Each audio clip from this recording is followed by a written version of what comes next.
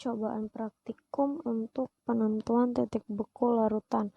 Nah, pertanyaannya adalah bandingkan titik beku pelarut murni air dengan titik beku larutan urea nih. Nah, jelaskan. Nah, teman-teman, untuk menjawab ini sebelumnya kita harus paham teori atau konsep dari grafik penurunan tekanan titik beku gitu, atau penentuan titik beku larutan gitu. Dalam penurunan titik beku larutan yang mendatar ini adalah menunjukkan suhu pada derajat Celcius, sementara ini menunjukkan tekanan pada 1 atm atau kita kenal dengan 1 mm Hg. Nah, ada suatu larutan yang awalnya tadi itu padat dengan konsentrasi tertentu gitu. Nah, nanti pada suhu kondisi tertentu dia akan mengalami yang namanya mencair nih, atau mengalami fase cair.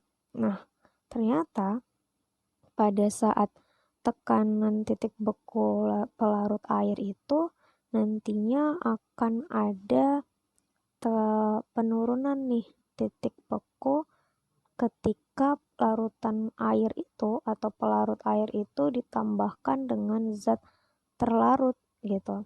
Nah, nantinya itu akan terjadi penurunan titik beku gitu.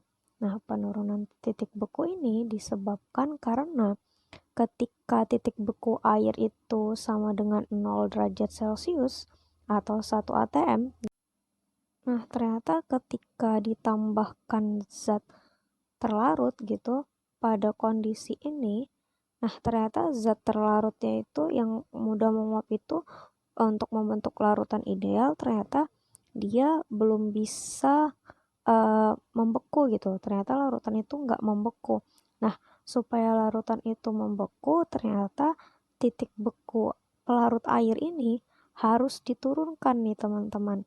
Nah, jadi karena adanya penurunan titik beku dari si pelarut itu, mengakibatkanlah si zat terlarut itu dapat untuk membeku. Nah, agar dia membeku tadi kan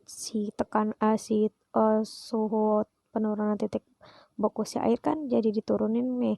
Nah, jadi selisih antara penurunan titik beku pelarut dengan terlarut itu adalah disebut dengan delta TB gitu. Delta TB itu selisih dari T bekunya air dikurang dengan pelarut gitu. Nah, jadi kalau dikatakan bandingkan titik beku pelarut murni air dengan titik beku larutan urea, di sini kan yang bakal bersifat sebagai pelarut itu adalah air nih. Jadi air nih yang bakal menjadi pelarut gitu. Nah, sementara yang terlarut itu kan adalah urea. Nah, air itu mengalami titik beku pada suhu 0 derajat Celcius.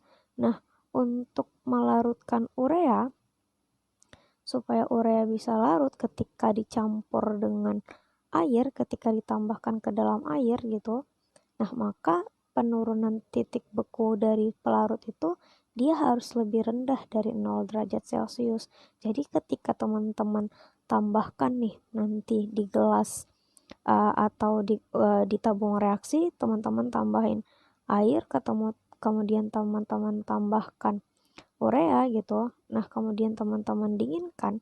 Nah, nantinya ketika teman-teman mendinginkan itu, ketika teman-teman ukur suhunya menggunakan termometer, nanti suhu dari tekanan titik beku dari urea itu bakalan lebih rendah dari tekanan si air gitu. Pasti nanti tekanan titik bekunya itu bakalan negatif gitu, karena lebih kecil dari 0 derajat gitu. Jadi kalau dibilang perbandingan antara titik beku antara pelarut murni dengan air, atau yang biasa kita kenal dengan ada TF gitu, atau kita notasikan dengan TF gitu. TF0 itu punya air, itu pasti bakalan lebih besar dari TF-nya larutan si urea gitu. Oke deh, sekian.